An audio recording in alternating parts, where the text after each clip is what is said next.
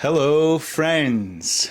Welcome to another episode of Getting Chatty with Mejaki. Stories. So, today I wanted to talk to you about my journey with alcohol. So, a lot of people drink, a lot of people party. Do you drink? Do you have it here and there? How often do you drink? Are you ever hungover? I've been hungover and it's been pretty bad. Have you ever drank and then maybe you blacked out? Didn't remember what happened, and then the next day you have to hear about it. Sometimes people drink to escape. Sometimes people drink to lower their inhibitions, or another way they call it is liquid courage. Some people drink just to be social, lighten the mood, take the edge off a little. I get it. So for me, I started drinking, I had my first drink when I was I was really young.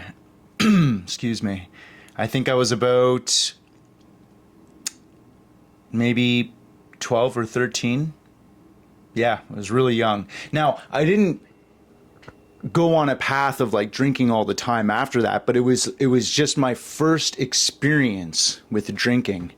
And I'll never forget, my mom had friends over and they were drinking, they're partying, just having a good time. It was a handful of her friends, and I really wanted a drink. And they, didn't want to give me one. They said I'm too young, it's not for me. But eventually they gave in, and I'll never forget, they gave me Mike's Hard Lemonade. Yeah, that was my first drink. Mike's Hard Lemonade. I remember drinking it, feeling a little woozy and dizzy. It kind of felt fun. And then I think I had a second one, maybe a third one. I can't quite remember, but I had enough, and I was feeling really dizzy, and eventually I threw up. It was pretty bad. And I know now that probably wasn't a very good thing to do at that age, and even my mom allowing that to happen. But she was on her own journey with alcohol, and when you have alcohol in your system, you're not yourself. You're not really yourself. And I think that my own mother just had her own sort of struggles with alcoholism, and what it meant to be drunk and what it didn't mean. And it can be a thing to numb feelings and emotions. And I think when anybody's tipsy or drunk, they're gonna do things that they normally wouldn't do, like allowing your 13-year-old kid to have a drink themselves. So that was my first experience with drinking. And then later on in life, a young teenager, I'm still, I would party with people, with friends. It would be at parties. You'd go to house parties, and we're all underage, and yet we all somehow have managed to get alcohol, right? But it used to be that you would do this thing called shoulder tapping. Do you know what that is? Well, it's basically how it sounds. If you were underage, and I've done this several times when I was underage, you would literally tap someone on the shoulder who was going into, the liquor store or the beer store, and you'd ask them, "Hey, can you pick up this alcohol for me? Can you grab these beers, or can you grab this wine, or can you grab this, bottle of Smirnoff or something?" And that's sometimes how people might get alcohol when they're underage. And I did that. I remember when I was about 14 or I think 15. This happened in Thunder Bay. I'll never forget. me and two other people, my old friends. I'll change their name. It was John and Jacob, I'll say, just to, I don't want to put their names in it, although you might know who it is. Anyways, we were in Thunder Bay, and we did that. We ended up like hanging out in this complex where there's lots of different people and characters, and we wanted to drink. We wanted to like, party. And so we asked one of the tenants who lived there, and I forget his name. It was it Larry? Oh man, he was a character. He was like, rah, rah, rah, like he had this kind of voice, and like he had like a scruffy sort of like face, and I don't know, maybe he was in his 30s at that time. And we were asking around the other people that were there, like the kids our age, like, hey, how would we get alcohol? And they said, ask Larry. So we went up to Larry, knocked on his door, and went, hey! And I was like, whoa, like, hey, Larry, we heard you can maybe get us alcohol. Oh, yeah, I can do that. Yeah, give me the money. Where's the money? And we're like, oh. And so the three of us, and there was another person who was a little bit younger than us, than me and John and Jacob, and his name was Nicky. And so the four of us were asking if he can get us alcohol, and he said, yeah, give me the money. So then he says, okay, I just got to do a couple of things and we'll go for a drive. So we're like kind of waiting for him, and we're a little bit, because we're kids, right? We're just like young teenagers. But I remember we were like sketched out, like who's going to go? Like who's going to stay? Because like what's going to happen here? And then he comes out and says, okay, I'm going to drive there. Some of you guys come with me. Come on, I'm not going to go alone. And we were like, and we didn't know what to do. So I think, did all four of us go? Yeah, I think, yeah, we did. It was all four of us. So it was me, John, Jacob, and little Nicky. He's younger than us. We hop in this guy's car, and it's this like small white hatchback Honda, I think it was. And so we start driving, and he's like revving it. He's going fast, and he's like, like the light is like just turned red, but he doesn't care. He just goes anyway. He's like, oh, don't worry, we'll get there. And so we get to the LCBO, and that's where we get the liquor. I believe it's the Liquor Control Board of Ontario, LCBO. And when he pulled up into the lot, he went, and he went right into, he was literally like 5-6 feet away from the front doors. I'll never forget, because all of us in the car were like, ah! Like we were like terrified. Like, who is this guy? And so he's like, all right, give me the money. I'm going to go get it. What do you guys want? And then we were looking at you like, and then I think I just blurted out like, Bacardi lemon. So I don't know, like just something, and they're like, okay. He's like, okay, hold on. He goes up to the doors. The doors are locked, and we're like, oh no, did we miss it? It's closing. And he was there yelling like, hey, let me in! Like, I got money here. And like, surprisingly, the people came in the front door, and they were like talking for a minute. Then they opened it. So I guess they were just closing, but they let him in. So he goes in, and the three of us in the car. Yeah, 1, 2, 3, 4 of us, sorry. The four of us are in the car, we're like getting sketched out, like, oh, what's gonna happen, blah, blah, blah.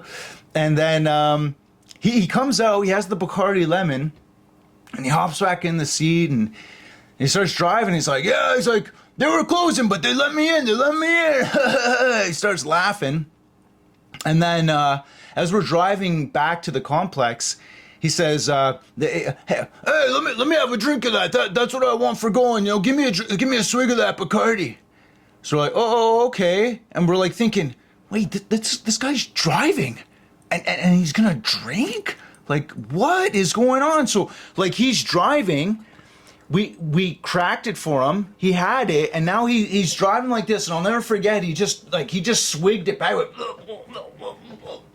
Wow. And then he gave it back to us, and he took like like that much of a swig, like that much of the bottle was already gone. So that's what was left for the rest of us. And I just remember like we were terrified. We were absolutely scared that this guy was like, you know, he was crazy. I mean, we didn't want to crash or something. Anyways, he made the drive all the way back, and then we got out, and we are just like, "Whoa, wow, never doing that again with him." And then he's like, "All right, boys, have a good one." He went back inside, and we had our Bacardi, and we drank it. We partied, and we partied with some of the kids that were our age in the complex. Like we offered them drinks, and then they ended up having their own drinks too. They had like a case of beer. So we're like, holy crap. So we're like, I remember we walked to this baseball diamond and we were just drinking and just chatting, having fun, acting silly. But yeah, that's shoulder tapping. So that's what I did. I think a lot of people at one point did that to get their alcohol. Sometimes they might get it from a relative or an older friend that they know, but that was what I did and some of my friends did for a lot of years. So now we fast forward, you know, like I'm able to drink now and legally go into the bars, you know. The legal drinking age limit in Ontario is 19. And so, you know, I go to the bars and I would get drunk, I'd get wasted, and usually I'd have a good time. And then other times I wouldn't, you know, because I would sometimes black out myself. I would get blackout drunk. And I know that's not good. It's really not, because then you do things or you say things that you just normally wouldn't. You might make an ass of yourself, which I did plenty of times. You know, I've ruined friendships or connections just because of my behavior or just how I was when I was drunk. And, you know, because I was blacked out, I didn't remember. And that sucked because, you know, I felt helpless. I felt like what people said about me, you know, maybe they were under the influence too. And maybe what they're remembering of what happened of me or with me, you know, maybe it wasn't quite what it was, but because they were in this elevated state or this sort of like, you know, like tipsy, like maybe their memory isn't perfectly clear either, but it wouldn't matter. Even if someone did have a clear memory, it wouldn't matter because I had to believe it. I had no recollection. You know, I was helpless. And so I would be, I think they call it embarrassment hangover, you know, where like you're embarrassed from what happened the night before and you don't always remember. So, you know, that happened to me more often than not, you know. It would happen like it was just like here and there, you know, and you know, over time it just slowly started happening more and more and more. And it was pretty unhealthy for me. It was bad. It wasn't a good thing. And like I said, it hurt a lot of people. And, you know, I want to take the time to apologize to anybody that I may have hurt or offended or, you know, disrespected, or, you know, if I just made you feel uncomfortable or, you know, I was getting weird or aggressive or anything like that. Like, yeah, it was bad. It was not good, you know, and I can see that now. And I have had a moment to apologize to some people that I've ran into later on in life. But for those that I haven't, I know maybe it's not it may not mean as much right now just saying it here on a video, but I do apologize. You know, I'm sorry. I'm sorry that I may have done something or said something that just made you feel uncomfortable or not good. And I did spend a lot of time feeling bad, feeling embarrassed, feeling awful, and feeling disgusted with myself, and feeling like I wish I could take it back. You know, I have spent a lot of time with that, you know, because I'm someone who has my emotions and, I'm pretty in tune with myself and I'm connected to, my emotions, my feelings.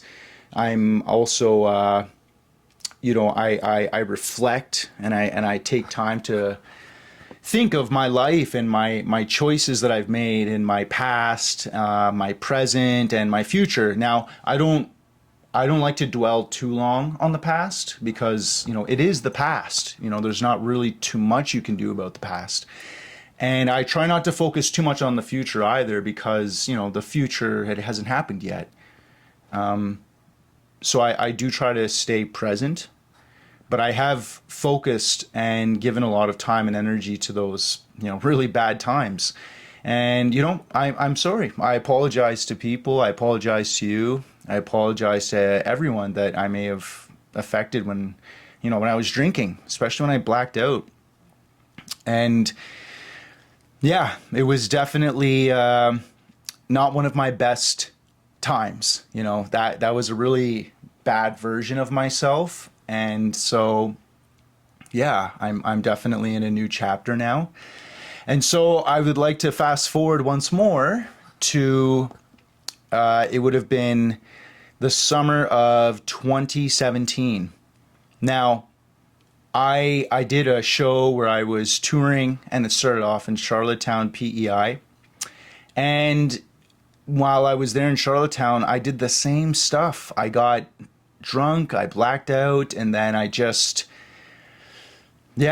made an ass of myself, and I was a jerk and just really awful to people. And I didn't always remember it because I blacked out. I would black out really bad. It's not good to drink until you black out. Really, it isn't.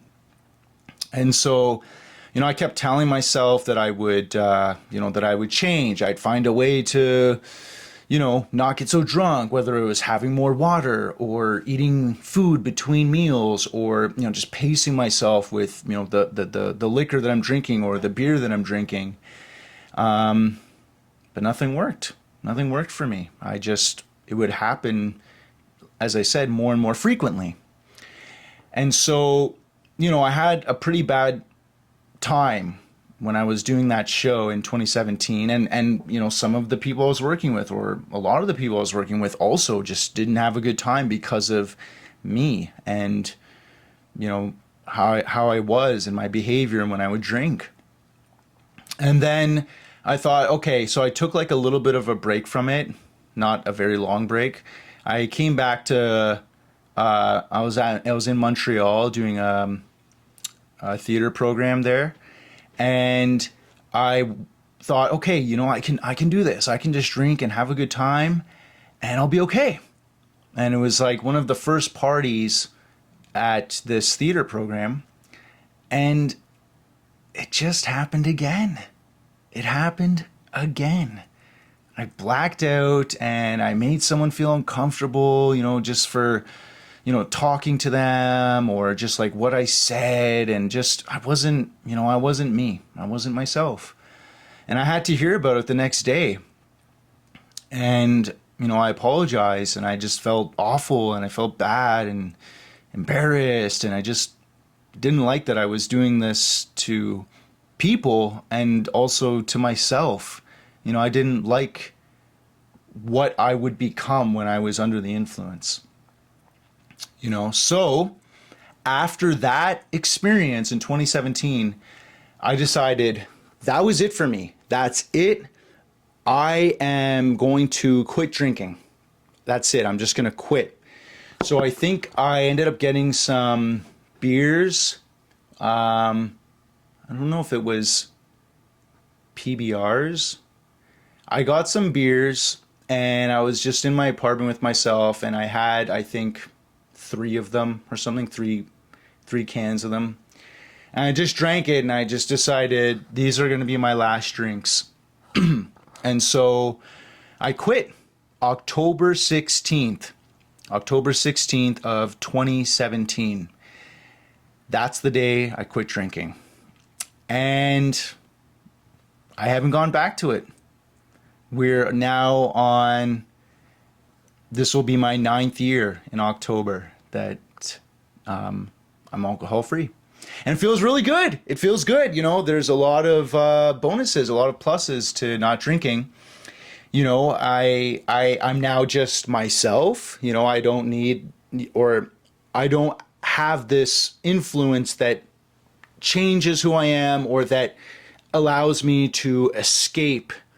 I live with myself. I live with myself and how I feel, how I view the world, how I experience the world, even how people experience me. It's very much me. You're always getting me. And it's funny because when I stopped drinking, I definitely had to face some of those demons, like some of the questions I have about myself. Why do I think this way? Why do I feel this way or a certain way when something happens? Because I never really dealt with it. I would just be kind of like going through life and it's just, whatever. And I'm just kind of going, around and not necessarily going within and really doing the work, in here and here. And so I did that. I would face my emotions and, I would allow myself to feel, if I felt like crying, I would just cry, whatever it was over, I would just cry, even if it was just hurt or pain or something I had been holding on to. I would face it and reflect on it. Then I'd cry and then I'd feel happy and I'd feel joyous and I'd feel stronger for allowing myself to feel, allowing those emotions to come to the surface. And then, I just became a lot more comfortable in my own skin. I became comfortable with who I am and comfortable in my emotions, so when I'm facing life, like I'm always facing it fully, me, like who I am. And so it feels good, it feels really good. And, there's going to be different things and ways about not drinking. Some people handle it differently. They might not face those demons if they have any, or they might not get emotional. Like everybody's going to experience things differently. And, for me, yeah, I feel good. I feel good because I'm always with myself and I'm always connected to myself because, I'm not under some influence, I'm just me. It feels good. It feels good to be myself and to be connected to who I am. And so, yeah, it feels really good. It's 8 years and this will be my 9th year in October, not drinking anymore. And so I do want to say that I don't judge other people who drink. I don't do that. How could I? I was someone who did that and I allowed a lot of the worst possible things that could happen when you're under the influence. And so I don't judge people for drinking, and I can be around people who are drinking. That's fine. There's no issues, there's no judgment, there's no sort of ill will, there's nothing there for me. It's hey, you're gonna do you don't, you drink and you want to drink, like that's great. You get to do what you want to do in life, just like I get to do what I want to do, right? So when I don't drink, that's my choice, and I would like it to be respected as well. So I don't judge people who drink, and I also don't feel like like somehow I'm better than people. Ooh, you drink. Oh, so that's, oh, yeah, I remember when I used to drink. No, I don't, I don't do that. I don't think that I'm better than people, and I don't think I'm above people. I don't, yeah, I don't have some kind of like, oh, like I'm so great because I don't drink.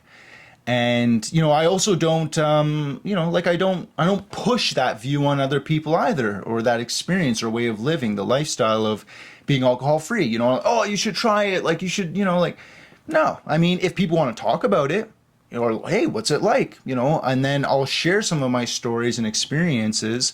And then I might suggest, yeah, I mean, give it a try. It's kind of nice when you just, you don't drink, and there's a lot of benefits to not drinking. Even hangovers, like that was something like when in the later part of my time with drinking, towards the end, if I got hungover, I would be done for the next day. So if I partied on a Saturday, Sunday, just in bed, drinking Gatorade, just trying to maybe have some greasy food. I hear greasy food helps with a hangover. So I would just do that and I would just try to recover. And it was bad. So, you save money too when you go out for food and food and drink. Like drinking is just like such a part for a long time anyway, in my experience, might be different now. But for when I was going out with people, with food, even with just food, it was always people have a drink with them. They always have a drink. And so that costs money too. So you save money. And I think the most important thing is that you get to be yourself. You're locked in with who you are and how you're experiencing the world, It's all here. And I say this thing too, and it's kind of just more poking fun at it, but people say like, oh, liquid courage, like, oh, I needed that to go talk to this person, and then I felt like, ooh, I can talk to them and I make jokes and blah, blah, blah. And it's like, yeah, but that's with you always. You have that in you. You don't need alcohol to do that. Just muster up the courage from within, go over there and make yourself known. How you doing? So, do you come here often?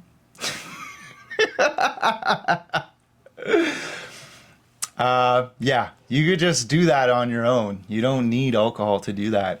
So, yeah, that's some of my story with alcohol. I have a lot more stories, whether they're horror stories from my part or just even good times too. I've had good times where I just didn't black out and just had a fun time. But I've shared for a little while here. I didn't mean to go too long on this video. I just started telling stories and feeling the moment. So I apologize for going on as long as I did. But also thank you for listening. And I want to ask you, my viewer, do you drink? What is your drink of choice?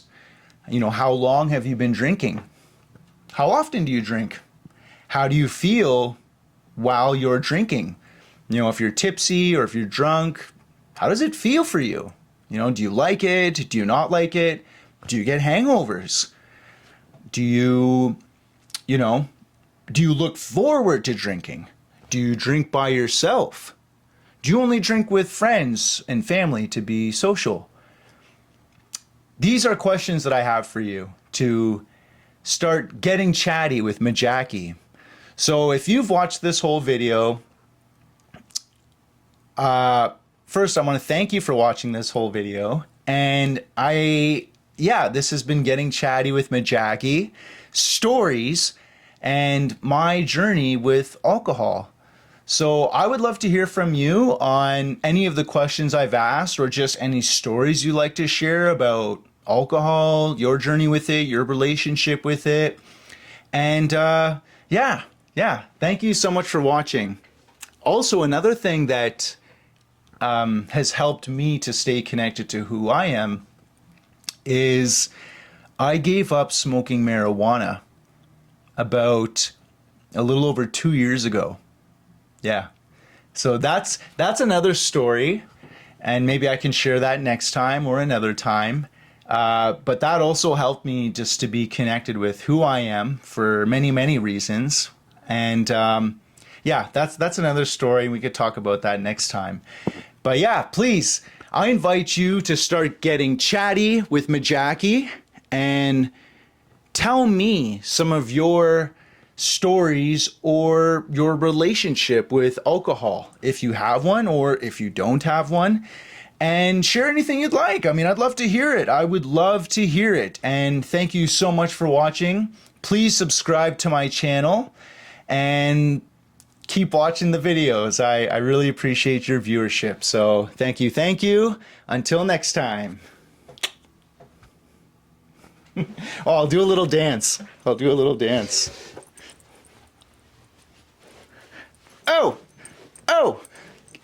getting low. Hey, oh. Yeah. Yeah. Having fun. Having fun. Okay, that's it. Thank you so much. Until next time, this is Getting Chatty with Mejaki. Stories. Thank you.